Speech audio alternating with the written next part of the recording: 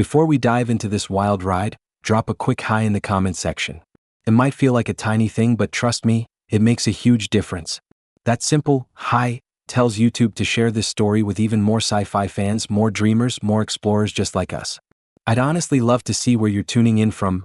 Are you watching late at night with headphones on, or blasting this on a speaker while imagining the galaxy burning? Either way, say hi. I'll be checking. The conference chamber floated in the void between stars, a monument to 10,000 years of galactic civilization.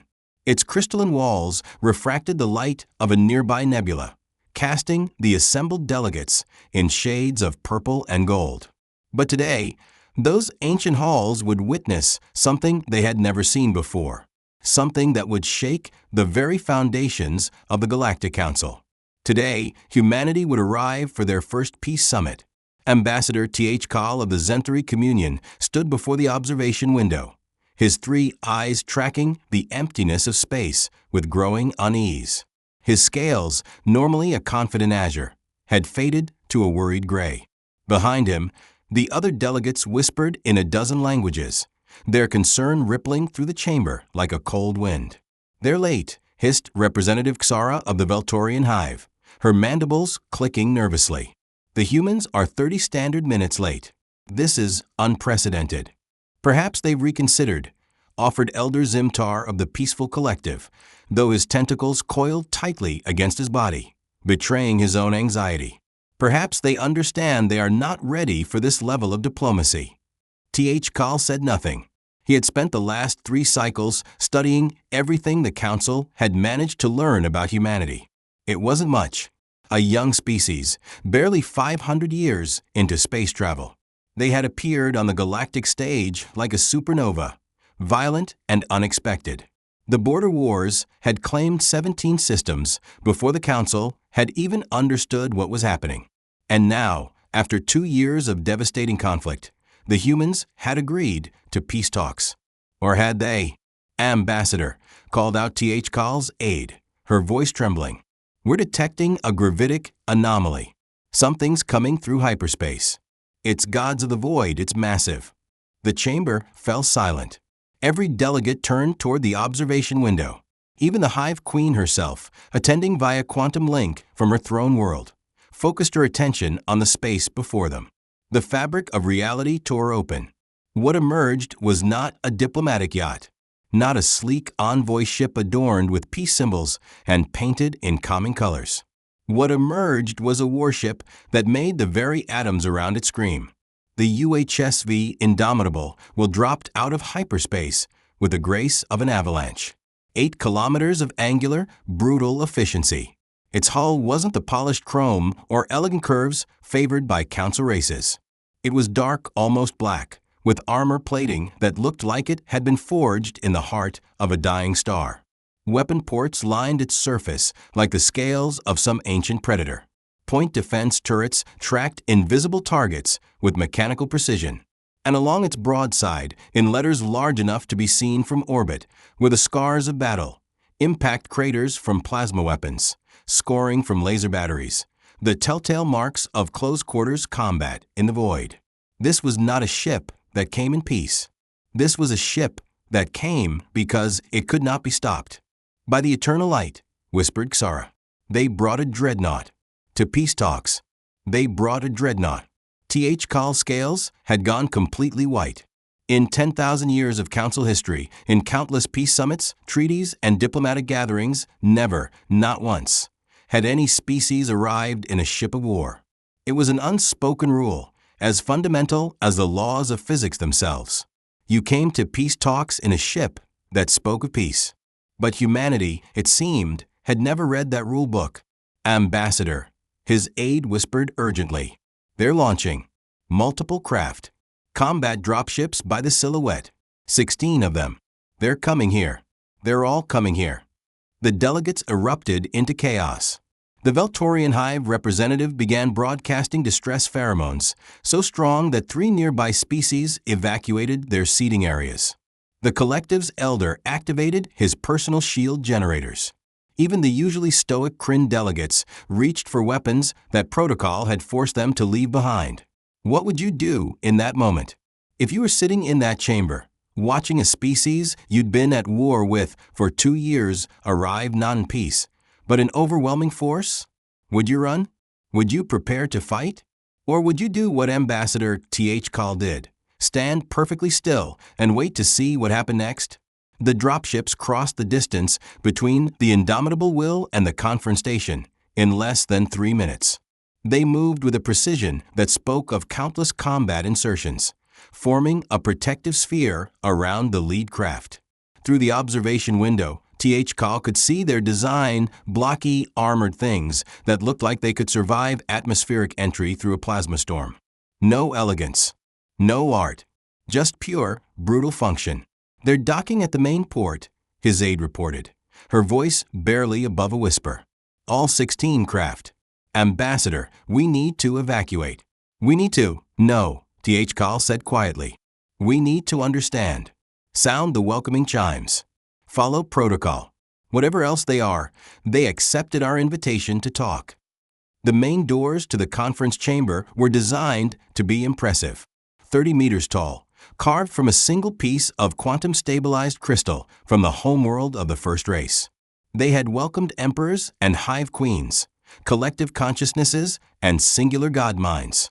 They had opened for species that counted their histories in millions of years.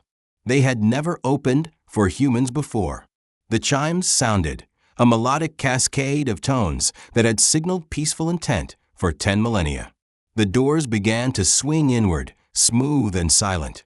Every eye in the chamber fixed on that opening portal. Every breath held. Every heart, whether it beat with blood or circulated through membranes or pulsed with crystalline resonance, quickened. The first human through the door was not what Th Call expected. She was small by human standards, perhaps 1.7 meters tall. She wore a uniform of deep navy blue with silver insignia that marked her as military. Her skin was the color of burnished bronze, her hair pulled back in what Th Call's database identified as a regulation bun. But it was her eyes that stopped him cold, dark brown, almost black, and absolutely calm. She moved with the fluid grace of a predator in complete control of its environment. Behind her came 2 more humans, larger, moving like her shadow. They wore lighter armor, and their hands never strayed far from weapons that Th Call hoped were merely ceremonial. Their eyes swept the chamber with the systematic efficiency of career soldiers evaluating threat vectors. Then came the rest of them, 16 humans in total. Not all military. Some wore what appeared to be civilian attire, though even those moved with a controlled precision that spoke of discipline. They filed into the chamber in perfect formation, taking up positions along the walls like an honor guard or an invasion force. The last to enter was clearly their leader. He was tall for a human, perhaps 2 meters exactly. His uniform was different from the others, more formal, with decorations that suggested high rank. His hair was gray at the temples, his face lined with what Th Call guessed were decades of experience. And when he smiled, it didn't reach his eyes. "Honorable members of the Galactic Council," he said, his voice amplified by the chamber's translation matrix. "I am Admiral Chun, Supreme Commander of the United Human Systems Fleet. On behalf of humanity, I thank you for this opportunity to discuss peace." The silence that followed was absolute. Th Call could hear his own heart's beating, a rapid tattoo that seemed deafening in the quiet. Around him, delegates stared with expressions ranging from shock to outright terror. The Hive Queen's avatar flickered, as if she were having trouble maintaining focus across the quantum link. Finally, Th Call found his voice. "Admiral Chun, we welcome you to this Council of Peace. Though I must confess, we are somewhat surprised by your arrival." Surprised. Chen's expression didn't change. "In what way, Ambassador?" "You brought a warship, a dreadnought-class vessel, to peace talks." For a moment, Chun looked genuinely confused. He glanced at the small woman who had entered first, his aide, Th Call guessed, and she whispered something too quiet for the translation matrix to catch. Understanding dawned on Chen's face, followed by something that might have been amusement. "Ah," he said. "Yes. The indomitable will. She's our flagship. Ambassador, I'm not sure if you understand. We came from the Rigel front. That's 17 light years from here, through what you call the dead zone. You know what's in the dead zone? Call's scales went from white to a sickly green. Pirates, raiders, the Krell AK swarm. The sector has been considered impassable for 300 years. Exactly, Chun said, his voice matter-of-fact.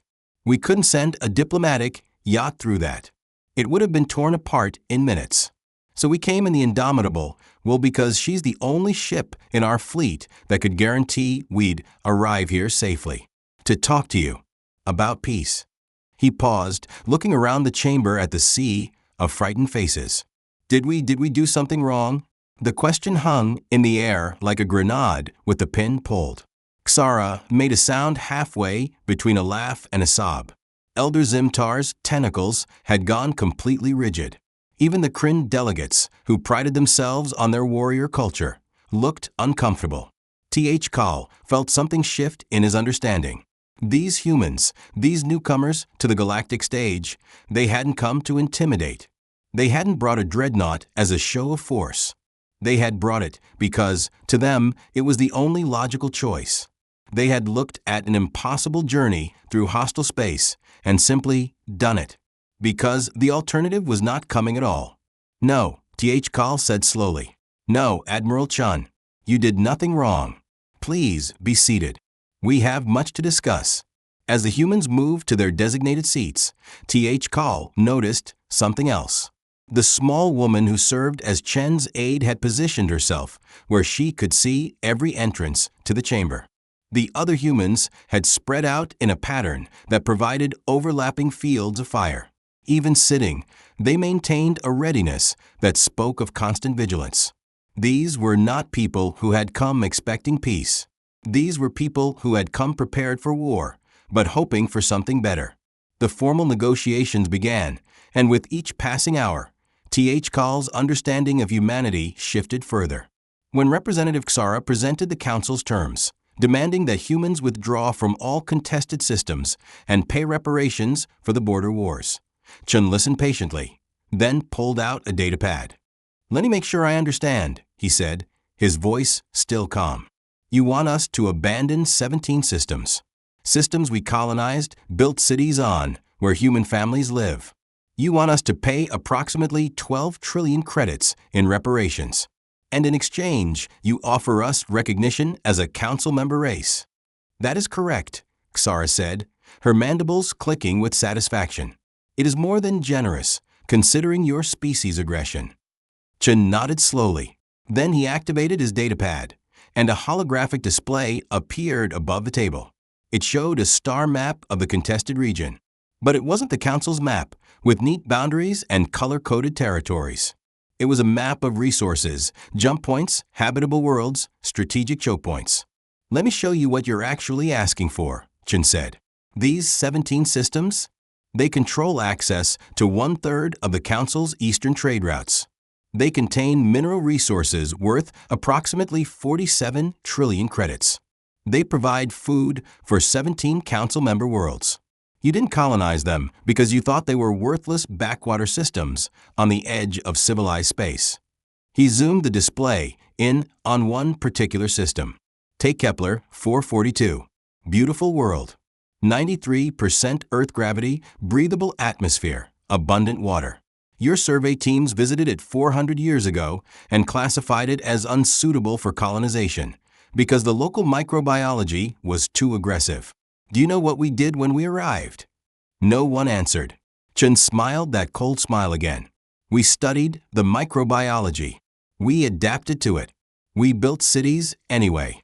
Now Kepler 442 has a population of 4 million humans. 4 million people who call it home. You're asking me to tell those people to leave because you made a mistake 4 centuries ago. Xara bristled.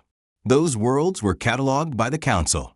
Your species had no right to. We had every right, Chun interrupted, and for the first time, there was steel in his voice.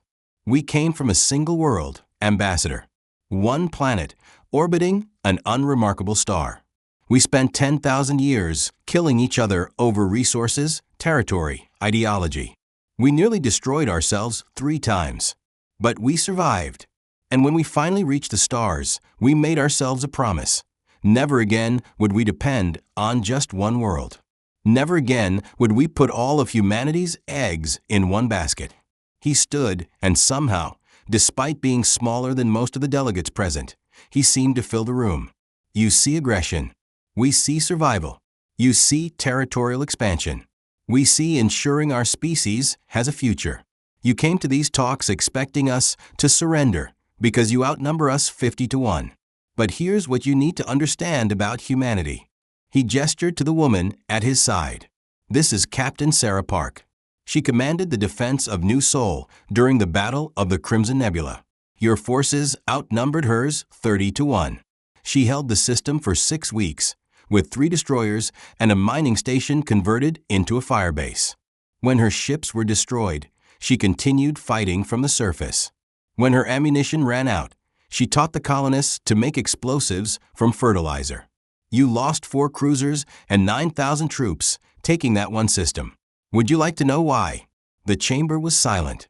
Captain Park's expression hadn't changed, but T.H. Call saw something in her eyes, a memory, perhaps, of fire and blood and desperate last stands. Because she knew, Chun continued, that every day she held was one more day for the civilians to evacuate. One more day for children to reach safety. One more day for humanity to prepare. She didn't fight for glory or conquest. She fought because behind her were people who needed her to. He turned to face the council directly. Every human in this room has a story like that. Every human in our fleet, in our colonies, in our home system. We have fought for our survival since we first crawled out of the caves. We have survived ice ages and plagues, wars and disasters, our own stupidity and the cold indifference of the universe. And now you ask us to give up worlds we've bled for because it makes your ancient treaty simpler. Would you back down if you were in that room? If you represented a civilization 10,000 years old, facing a species barely out of their cradle, but a species that spoke with such absolute conviction, what would you do? Elder Zimtar rose slowly, his tentacles moving in a pattern that T.H. Call recognized as deep thought. Admiral Chun, your words are passionate. But you must understand, the Council has maintained peace for millennia precisely because we have rules, borders, agreements. Your species has disrupted that peace. No, Chun said flatly. We didn't disrupt your peace. We revealed that your peace was built on a foundation of convenience, not justice. Tell me, Elder, why were those 17 systems unclaimed? Really, the tentacles stopped moving. Zimtar's bioluminescent organs flickered with discomfort. They were deemed too difficult to colonize. Too difficult for you, Chun corrected. Too harsh. Too dangerous. Too much work. So you left them empty and drew your borders around them. And then you're surprised when a species that evolved on a death world looks at those same planets and sees opportunity. He pulled up another image on his data pad. It showed a world that made even T.H. Call's scales itch. Massive storms covered half the surface. Volcanic activity lit up the night side like a festival of destruction. Gravity readings suggested it was nearly twice Earth standard. This is Novaterra, Chun said. One of the 17 systems you want us to abandon. Gravity, 1.83 G, atmosphere, breathable, but with sulfur content that causes respiratory issues in 90% of Council species. Tectonic activity, extreme. Weather patterns, violent and unpredictable. Your surveys classified it as incompatible with intelligent life. He smiled, and this time there was genuine warmth in it. We have 12 million people living there. They mine rare earth elements that are worth more than gold. They've built cities that can withstand earthquakes that would flatten your capital. And when the Krell K swarm tried to raid the system 3 months ago, the colonists fought them off with mining equipment and personal weapons.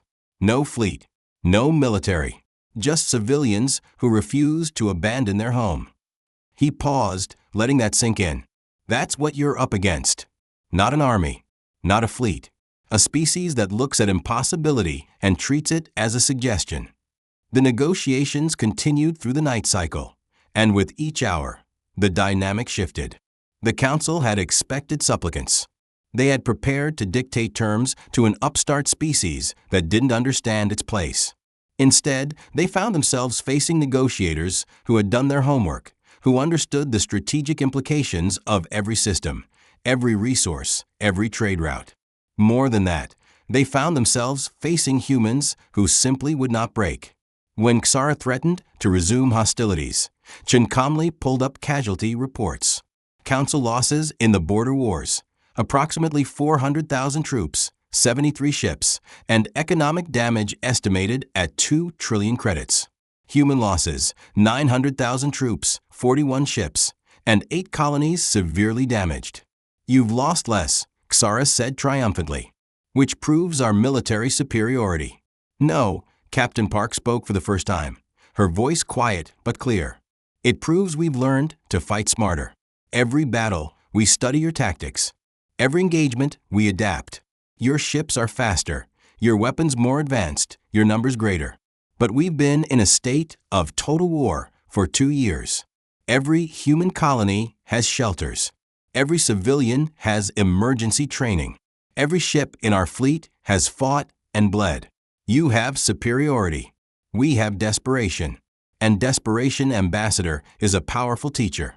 She stood and walked to the holographic display. With a few gestures, she pulled up battle footage. Th. Call watched as human ships, smaller and less advanced than their council opponents, used tactics that made his blood run cold. Ships deliberately ramming larger vessels. Fighters sacrificing themselves to take out critical targets. Entire crews staying behind on crippled ships to detonate their reactors as enemy fleets passed by. You fight wars for territory and resources, Park said. We fight wars for survival. That makes us very, very dangerous. Because there is no line we won't cross, no sacrifice we won't make, to protect our people. You can defeat us. Eventually. With your numbers and your technology, you probably can. But the cost? She let the sentence hang. On the display, a human destroyer rammed a council cruiser at full burn, the explosion bright enough to wash out the sensors. The cost, Chun finished, will be higher than you're willing to pay. Because we've already decided we'll pay any price. That's the difference between us. Th. Call felt something he'd never experienced in 1,000 years of diplomacy. Genuine fear. Not of human weapons or ships or tactics. Fear of what they represented. A species that had spent its entire existence fighting, the elements, each other, the universe itself, and had learned that surrender meant death. How did you negotiate with that? How did you threaten someone who had already accepted that the worst might happen? As dawn broke over the conference station, an artificial cycle meant to provide rhythm to the negotiations. Th. Call called for a recess. The delegates withdrew to their separate chambers, and for the first time in the summit, Th. Call allowed himself to feel the exhaustion of the night. They're not going to back down, his aide said quietly. No matter what we offer or threaten, they're actually going to fight to the death. I know, Th. Call replied. He stood at the window, watching the indomitable will hang in space like a monument to human stubbornness. Which means we need to find another way. There is no other way. The Council cannot be seen to capitulate to a species barely into space travel. The political implications, Th. Call interrupted, are less important than the practical ones. Let me ask you something. What happens if we resume the war and win? We reclaim the systems, reassert Council authority, and no. What really happens? We lose another 1,000,000 soldiers. We lose hundreds of ships. We spend years hunting down human holdouts who will fight from every asteroid and moon and comet in those systems. And then what? We occupy worlds filled with humans who hate us, who will sabotage everything we build, who will teach their children that we're monsters. For how long? A century? A millennium? Is that victory? His aide was quiet. Finally, she said, "What are you suggesting?" "I'm suggesting," Th. Call said slowly, "that we stop treating this as a negotiation and start treating it as a first contact. Because that's what this really is. The Council has never encountered a species like humanity before. Maybe that's not their fault. Maybe it's ours. When the negotiations resumed, Th Kal did something unprecedented. He dismissed the other Council delegates, called for a private session, and sat down across from Admiral Chun with only a handful of aides present. "Admiral," he said, "I want to tell you a story. 10,000 years ago, the Council consisted of just 3 species. We had spent millennia warring among ourselves, developing terrible weapons, nearly destroying our homeworlds. Then we discovered each other among the stars, and we faced a choice: continue fighting or find a better way." Chun listened without interrupting. "We chose peace. We created the Council. We established rules, borders, protocols. And for 10,000 years, it worked. We brought in new species, gradually, carefully. We had a system. It wasn't perfect, but it prevented the galactic-scale wars that would have destroyed us all." "And then we showed up," Chun said. "And then you showed up," Th Kal agreed. "Not gradually, not carefully, like an asteroid strike. Suddenly, you were colonizing worlds, building fleets, establishing trade routes. You didn't ask permission because you didn't know you needed to. And when we tried to stop you, you fought back. We thought you were invading us," Chun said quietly. "Your first ships arrived at New Sol and demanded we evacuate. No explanation, no negotiation, just demands backed by overwhelming force. What were we supposed to think?" Th Kal's scales shifted through a pattern of colors that his aide recognized as deep shame. "You were supposed to understand that we were enforcing ancient laws. But you're right. We didn't explain. We expected you to simply obey, because in our experience, younger species always did." "We're not younger," Chun said. "We're new to space, yes. But humanity has been fighting and dying and surviving for just as long as you have. Longer, maybe. We just did it all on one world instead of spreading across the stars. That doesn't make us children. It makes us concentrated." "I understand that now," Th Kal said. "Which is why I'm going to make you an offer. Not from the Council. From me personally, as someone who has spent the last day watching your species and trying to understand what you truly are." He pulled up his own datapad and displayed a new star map. "These are the 17 contested systems. Under Council law, they should be empty neutral zones. But laws can be changed. I propose we recognize human sovereignty over these worlds, but with conditions." Chun leaned forward. "What conditions?" "Join the Council, not as a junior member or a protectorate, but as a full partner. Accept Council arbitration for future disputes. Agree to participate in mutual defense pacts. And most importantly, help us update our laws for a new age. Because you're right about one thing, Admiral. Our peace was built on convenience. It's time we built something stronger." The room was silent. Chun looked at Captain Park, who gave the smallest of nods. He looked at the other humans present, reading something in their expressions that Th Kal couldn't interpret. "Why?" Chun asked finally. "Why offer this? You could grind us down eventually. You said so yourself." "Because," Th Kal said, and he felt the weight of 10,000 years of history in his words, "I think we need you. Not despite your stubbornness, but because of it. The Council has grown comfortable. We've forgotten what it means to fight for survival. We've built a civilization of rules and protocols that work wonderfully when everyone agrees to follow them. But the universe doesn't care about our rules. There are threats out there. The Krele K swarm is just the beginning. We need allies who remember how to fight, who remember what it means to refuse to surrender. We need humans." He paused, then added quietly, "And I think maybe you need us too. We have knowledge, technology, connections across the galaxy. We can help you grow, explore, thrive. But only if we do it together, as partners, not as enemies. Would you take that deal? If you were Admiral Chun, if you held the future of your species in your hands, would you trust a civilization that had been your enemy just days before? Would you risk it?" Chun stood and extended his hand, a human gesture that Th Kal had learned meant an agreement sealed with trust. "We accept." But understand, Ambassador, we won't change who we are. We won't stop being stubborn or difficult or willing to fight for what we believe in. Th. Call reached out with his primary manipulator and grasped Chen's hand. The gesture felt awkward, alien, but somehow right. I wouldn't want you to. The Council has 10,000 years of wisdom, Admiral. But you have something we lost long ago. You remember how to survive. Together, perhaps we can do more than survive. Perhaps we can thrive. The treaty that emerged from those negotiations shocked the galaxy.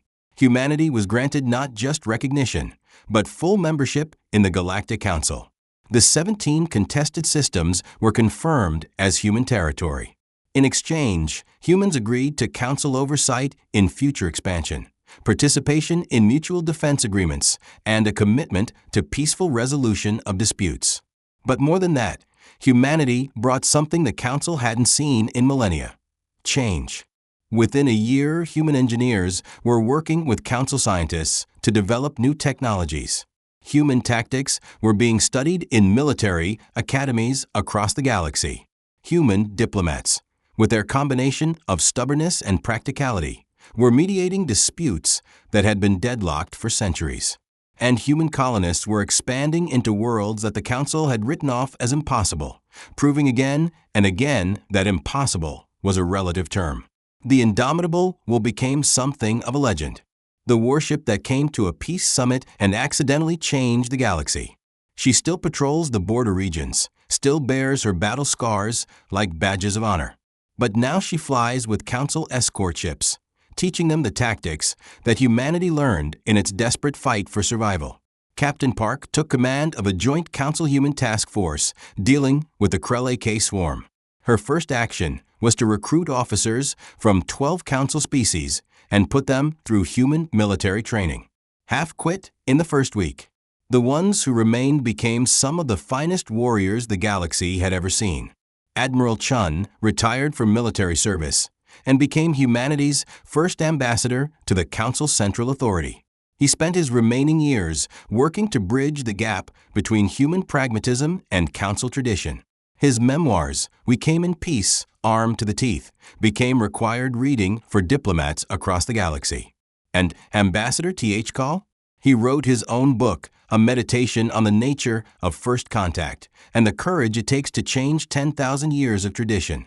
The final line read, "We thought we were teaching humanity to join galactic civilization. Instead, they taught us that civilization is not about following ancient rules. It's about having the strength to change when change is needed."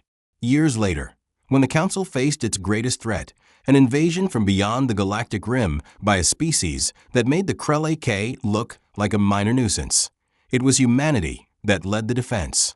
Ships that had once fought each other now fought side by side. Tactics developed in the border wars were adapted to a galactic scale. And when the Council members began to despair, when the losses mounted and defeat seemed inevitable, it was a human general who stood before the assembled fleets and said, "We've been here before. Every species in this fleet has faced extinction at some point in their history. You all survived.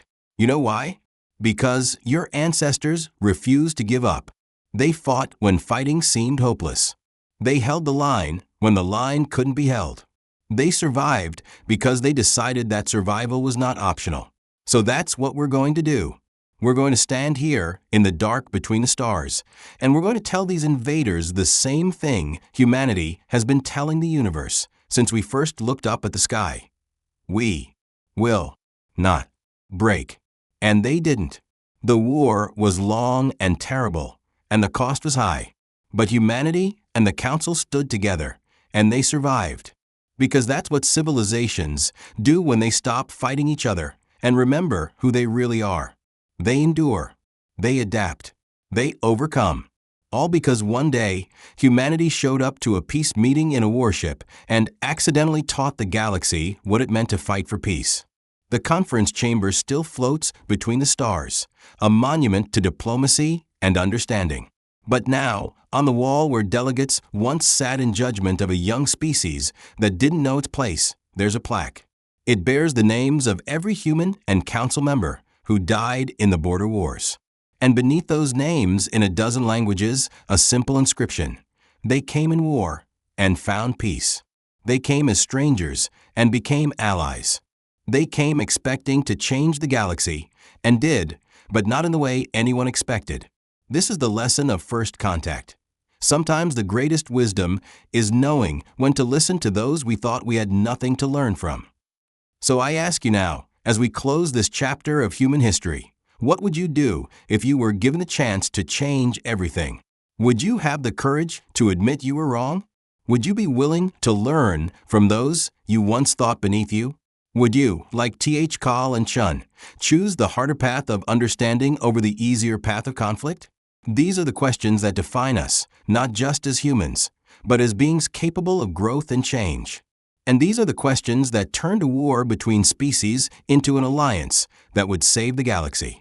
If this story reminded you why humanity's greatest strength is not our weapons or our ships, but our refusal to accept that anything is truly impossible, then do me a favor. Hit that like button. Share this with someone who needs to remember that sometimes the best way to make peace is to show up ready for war, but hoping for something better. Subscribe for more HFY stories that celebrate what makes humanity special. Not that we're better than anyone else, but that we never, ever stop trying to be better than we were yesterday. Because that's the real lesson of the day, humanity accidentally scared the Galactic Council. We didn't do it with weapons or threats. We did it by showing them what survival looks like when you've spent your entire existence refusing to give up. And that, my friends, is what being human is all about. Until next time, keep looking up at the stars. And remember, we came in peace. We were just armed to the teeth while we did it.